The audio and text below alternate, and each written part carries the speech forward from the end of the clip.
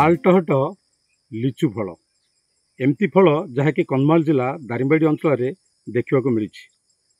आजिका दिन में युवपीढ़ी मैंने चाषरु विमुख होता बेले राज्य बाहर को कामधंदा जाती, किंतु एभली जड़े व्यक्ति रही कंधमाल जिला दारिंगबाड़ी दनेकबाड़ी पंचायत रे टामिया बिंदाणी जी की आज युवपीढ़ी उदाहरण साजिशंती। से निजे चाष करने सह अन्य मान को रोजगार दे पारछंती। एभली आमे आज आसी पहुंचीचु टामिया बिंदाणी को फार्म हाउस रे, जी की लिचु फल दीर्घ 15 वर्ष पाखापाखि है से चाष सफलतार सह बिक्री करवा एवं ताको अमल करिबारे से सफलता अर्जन कर। आसतु सीधा सड़क आम टामिया बिंदाणी को पचारा। धरती लाइव को स्वागत। कौन कहे आप केबुठी चाष आरंभ कर उद्यान चाष केबुठी आरंभ कर? मैं 2010 मसीह गछ लगाई एवं बहुत किसी फल अमल होची, गछ जत्न कर बिक्री करमर ये अंचल लोक खाइबा को जानी ना, तेणुक बाहर राज्य को तोड़िक पटा हो तथापि भल रेट बिक्री होची। वर्ष को हाराहारी 35 ରୁ 40 हजार अमल करने को सुविधा होची, से आम परिवार प्रतिपोषण हो पार। ए जो लिचु फल आपण मन को केमती आसला जे यही कंधमाल जो अंचल ये माटी रे किभली भाबे लिचु फल हेई परिबो, गछ हेई परिबो, कि आपण को प्रोत्साहन करता केमती? एटा आगे हमर एनजीओ जागृति द्वारा में तांको तारु गछ पाइलो एवं गछ देले आम किछि ट्रेनिंग देले गछ लगेबा एवं गछ बंचेबा बंचे कि आमे जेपरि किछि सेतिरु रोजगार करबा, सेति पई जागृति आमन को प्रोत्साहन दे एक कार्यक्रम बा गछ लगे आमन को सहायता देछि।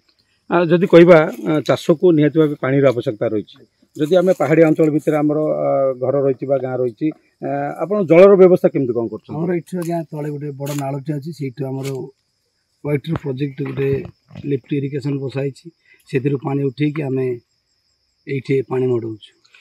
जदि कहबा आपन को यही जो चाष जो बाड़ी चाष कर उद्यान चाष कर सरकार केमती प्रोत्साहन कर? ऑफिसर माने आपन निकट को आसुछन ना नहीं, तालीम दउछन ना नहीं, कौन कहबे? अनेक विषय आमर एग्रीकल्चर आसुछंती, कृषि विभाग आसिकी देखुछंती गछ गुड़ाक फल गुड़ाक देखिकी से प्रोत्साहन कहउछंती आ ठीक कर गछ भल जत्न नियो फल भल अमल कर बोली कहउछ। आपन केबे ये जो लिचुरो प्रस्तुति विभिन्न अच्छी लिचु जूस कथा कहतु अन्य प्रकार प्रस्तुति भी रही मार्केट रे भी बिक्री होची, केबे चिंता करछंती से बळे आगामी दिन रे प्रस्तुत करके बिक्री करिया पे?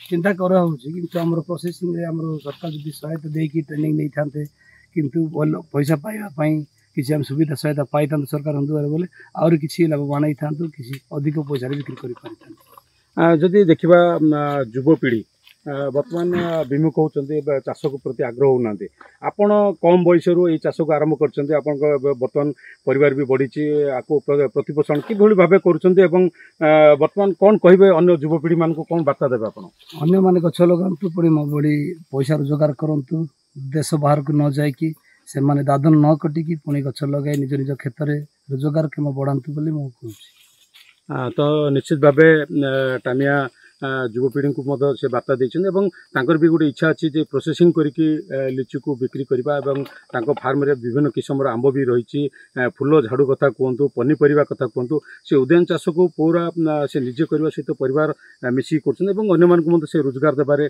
सक्षम होती। कंधमाल जिला दारिंगबाड़ी अंचल अरुण साहू रिपोर्ट, धरती लाइव।